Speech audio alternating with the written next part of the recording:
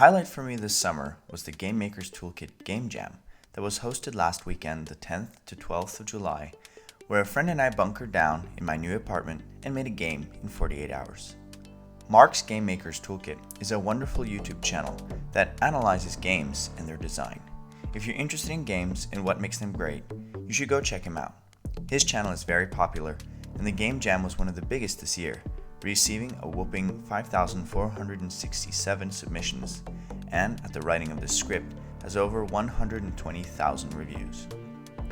In this devlog, I will touch upon the concept of game jams and this year's theme, do a quick synopsis of our journey, have a showcase of the end results, and finally share some of my lessons learned and my plans to wrap up the game. If you haven't tried out our game Drone, I would highly recommend pausing now and clicking the link below and trying it out. For me, game jam development videos have always been really inspiring, making the wonder of the competition much more concrete and manageable. I hope that this video also inspires others who want to learn more about what it's like to compete and to see that the bar for trying is close to zero. Many small teams and solo game developers struggle with completing their games, and in that sense, game jams are the perfect way to force you to think small and complete quickly. This is Brightfield Studios, and let's jump into this year's and my first GMTK Game Jam devlog.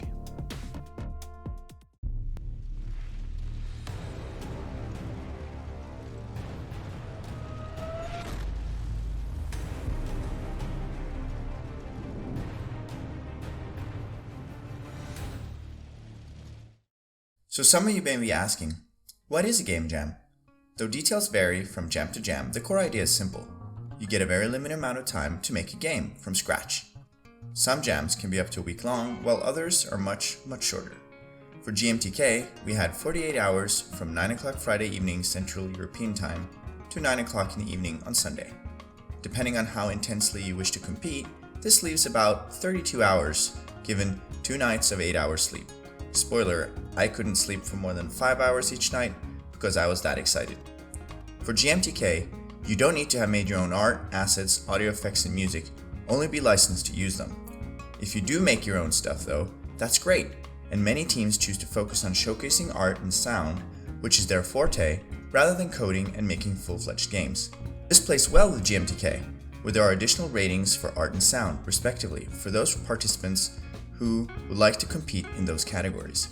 Again, this varies from jam to jam, so for us mortals who don't do art, be sure to check the rules that apply so that you don't blunder and use external assets and get disqualified if it's a requirement to make all assets by yourself.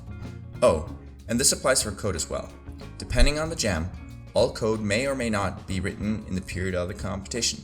I'm not sure how they can enforce this, but in good competitive spirit and to test yourself, my rule of thumb is that you can practice effective code patterns and brush up on how to implement things ahead of time, but then write the actual game code after the jam has started. So, back to this year's jam and its theme. Take it away, Mark. Hi everyone, welcome back to the GMTK Game Jam, a 48-hour game-making marathon. If you're watching this video as soon as it goes out, that means you have 2 days to make a game, and your game has got to fit the following theme.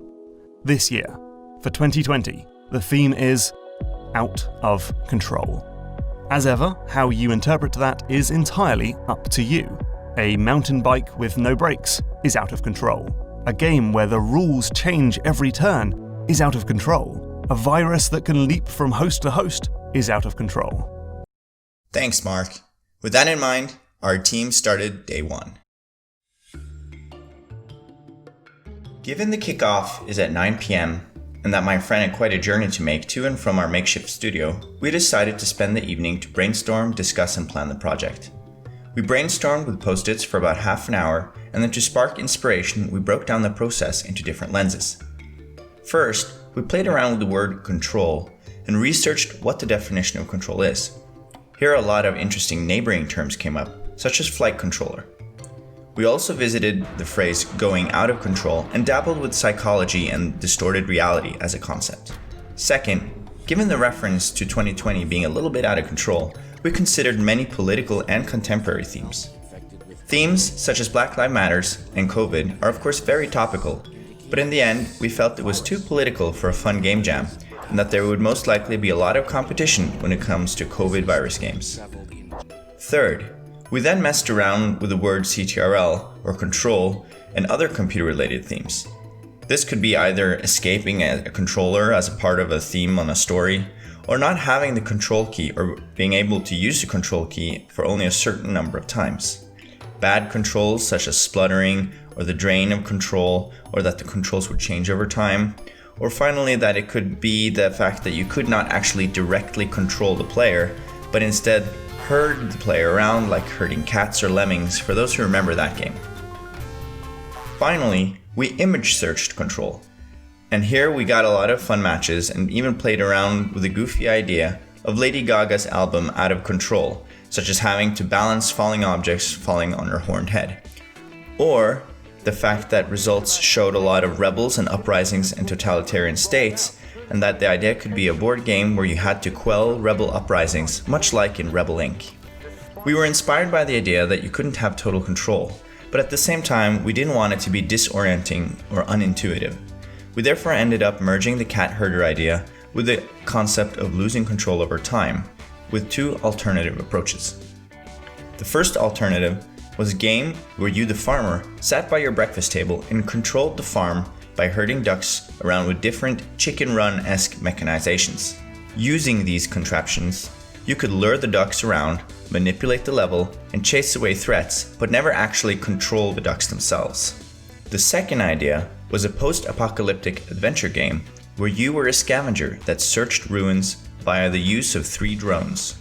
The drones could not be controlled directly due to radiation, but were given directions. To give directions, the player had to use their controller, and while this controller was on, and especially when directions were being given, the battery on the controller would decrease, thereby making you lose control. Reaching 0 control, the drone would then shut down, and you would have to retrieve that drone with a second drone. Games such as Spirit by Sebastian Log, where you drive the Curiosity rover on Mars by giving it a set of fixed instructions, then waiting to see the results of those instructions, was an inspiration to this. After a little bit of back and forth, we decided that the drone concept was most interesting and decided to go for that. With the idea set, it was time to start planning. To do this, we used Trello, a free tool that is accessible in your browser, allowing us to collaborate both on PC and on our phones. Depending on the size of the project, there are many ways to structure a Trello board, and I'll probably make a video about this in the future. For this jam, we broke the board down into 4 main columns: the backlog, intended for brain dumps of features and tasks; to-dos, that were for that day and would be placing the tasks that were needed to be done that day; doing, containing tasks that we had already started to work on; and done, so that they can get an overview of what was done. Both the to-do and done columns were duplicated for each day, primarily so we could distribute tasks across the whole weekend ahead of time, such as setting up blocking and prototyping on Saturday, while audio polish and post-processing was saved for Sunday. I'm a very visual person, so I also use tags to tag the tasks with different task types and to different people. For such a small project like this, with only 2 people, this can be considered unnecessary and should definitely not be a big time sink, but I like to be able to see how the different task types are weighted. And also, this shows the workload on the 2 of us, making sure that it's manageable. With that in mind, having populated some overarching tasks, day 1 was over.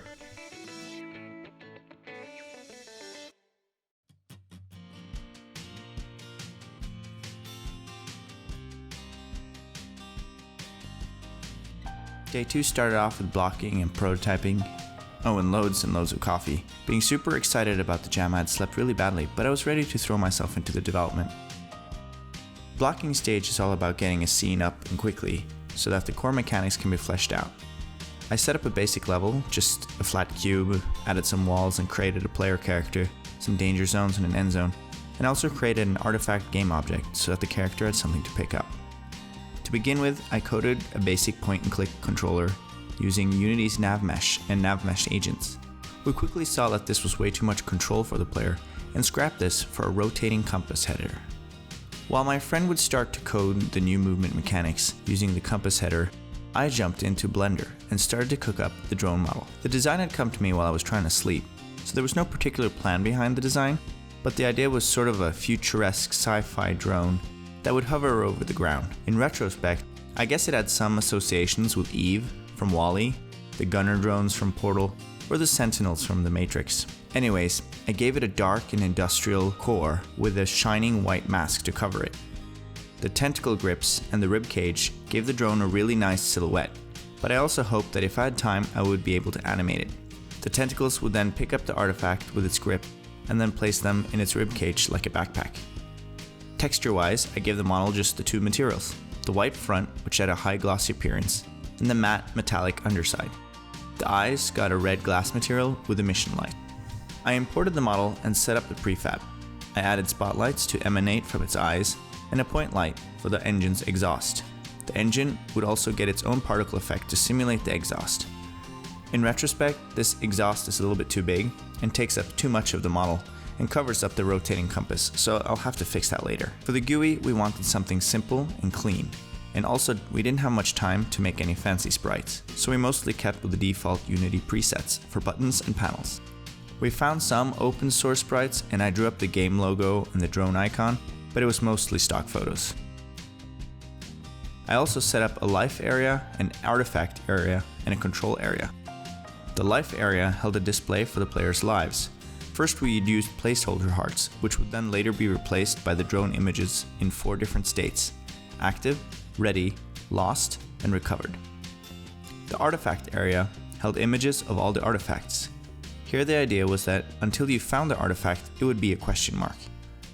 Once found, it would indicate found, and likewise lost and recovered if you lost and recovered the drone that carried it. In the long term, we imagined that the level could only be cleared tactically by using one drone to clear out one section, and then scuttling it in an area which could then be retrieved by the next drone. Finally, the control area was a meter that showed how much battery or control was left in the drone. The area consisted of a controller light that would be in color when the controller was on and muted when the controller was off. Also, a slider updated as the controller decreased over time, or each time a direction was given.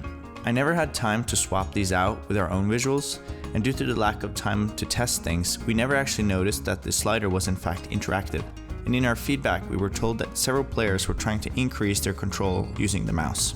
The level consisted of 3 different danger zones. The jammer would take control of the drone and send it in a random direction, having scrambled its signals. The magnet would draw the drone towards its center. This was actually a nice feature, as the magnet could then be used to make curved trajectories around corners when the correct heading was given. Finally, the black hole was implemented, which sucked the drone into the center and destroyed it. For a later version of the game, we may have to consider how I want to implement the black hole, as it actually eliminates the drone and removes any chance of saving it or the artifacts it carries. Here my friend put a lot of good code work to ensure that the different traps interacted with the drone correctly, and I don't think I could have made it without him. It was time to make the actual map, and I jumped back into Blender and started to make the set pieces. Once the pieces were made, they could be imported into Unity and clicked together into various potential map constellations. I also assigned 2 materials, one for the floor and one for the wall, so that we could retexture them later. I implemented corner sets, hallway sets, an atrium, and halls with windows, with the idea that the drone would be able to shortcut through the building via those windows. As day 2 drew to a close, we had a complete map. We had artifact pickups, we had a drone that could get around with headers while losing power, and we had a GUI that gave us relevant information about the map, and a set of traps that would make the map more challenging. In all intents and purposes, core gameplay was now done, and we could now spend the last day making it feel like a game. Time to hit the sack.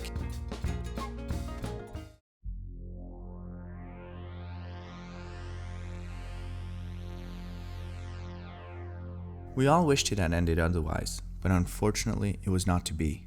So many ambitions, dreams and hopes snuffed out. The hard work of generations befell to the cataclysms of total war. As far as you know, you're the only one left, you and your trusty drones. They are an essential piece to navigating the highly radioactive wastelands and harmful anomalies that prevail in the ruins of the city. This is the final day, and this is where we bring the game to life. I had a story set up in my mind, and now the plan was to make that story permeate the game through polishing, post-processing, and audio. But first, I had to model the artifacts themselves. back to Blender.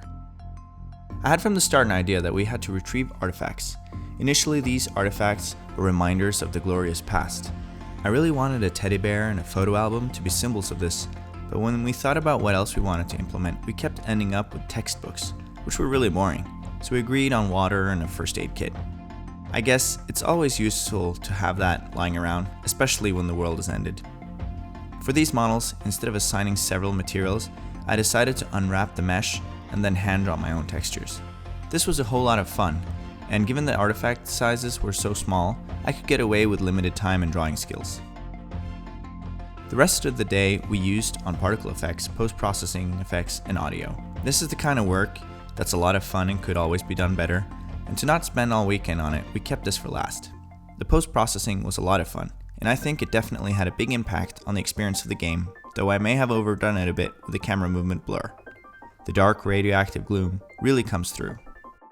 We added particle effects for the engine and the sparks on the ragdoll drone corpse.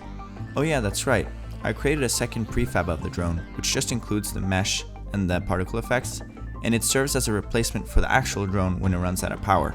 That way you have something to pick up again when you come back with a second drone. Also, the traps were reskinned with a nicer force field material that we created using Unity's shader graph. We added a soundtrack and ambient storm sounds. The artifacts, the drone, and the traps all received their own audio sources and sounds.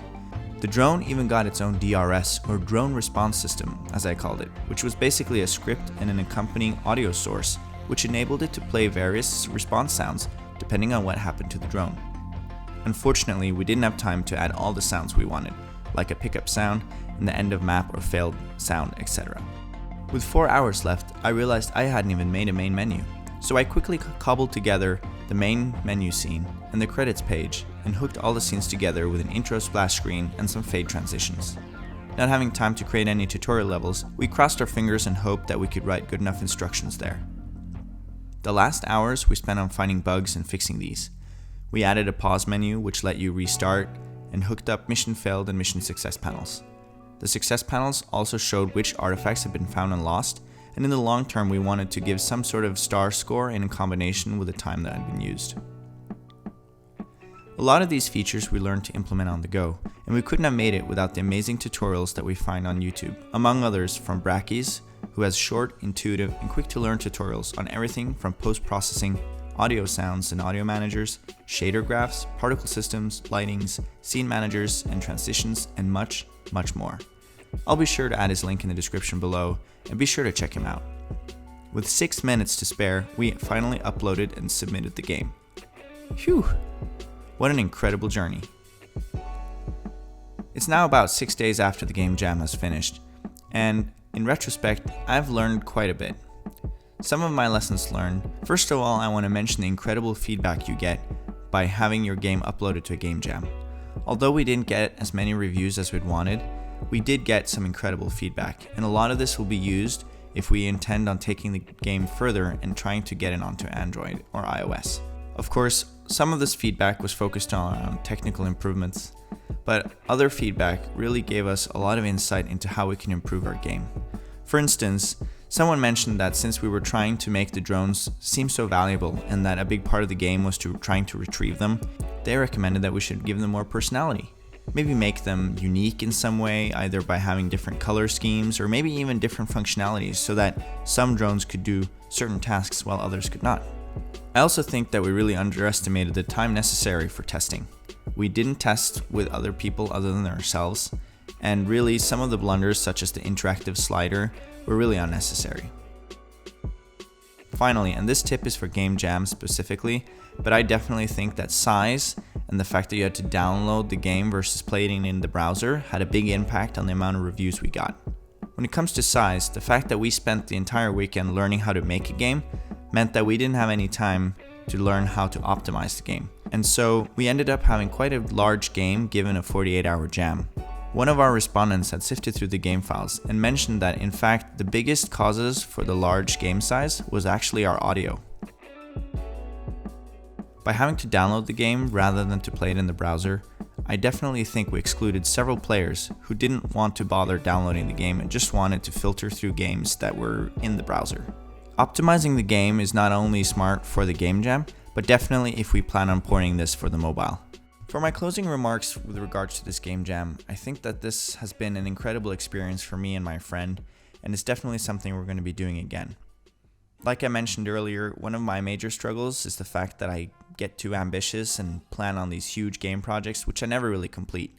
And by having a game jam that forces me to only work on it for 48 hours, I'm forced to actually make something small and to complete it on time. Which, to be honest, has given me quite a sense of accomplishment having uploaded my first game on itch and competed in a game jam. Looking forward, I do have some plans for Drone the game. I do plan on porting it over on mobile and putting it out on the markets for both Android and iOS. This is not necessarily because I think it'll be making such great waves in the market, but mostly because, again, for the sense of accomplishment and for learning those final few steps on putting a game out there. This of course won't happen until after I have added the audio that's missing, created the tutorial levels, sifted through the bugs that have been mentioned, and optimized it for mobile. Yeah, so that's it. What an amazing weekend this has been, and I just want to say that for all of you out there who consider competing in game jams, there is no reason why you should not try doing so. Start by going to itch.io and checking out the calendar and finding a jam that suits your calendar time. And just clear your schedule. Sit down either alone or with friends and just get cracking. If you have any plans on getting into game design as a hobby, after doing the basic tutorials that you can find out there, a game jam is definitely a very important step too. It gives you motivation, it gives you a sense of accomplishment, and it really puts everything you've learned to the test. Good luck, guys. I really get inspired by listening in on game developer YouTubers presenting their problems and hearing how they get around those challenges, and I really hope that my video can help contribute in that as well. In the near future, I plan on uploading some more videos where I create game assets. Also, for fall, I have in the pipeline that I'll be trying to make a video about the Norwegian gaming market. I'm not quite sure how that video will look like yet, but if you have any advice, please don't hesitate to comment below and we can get in touch. Thanks.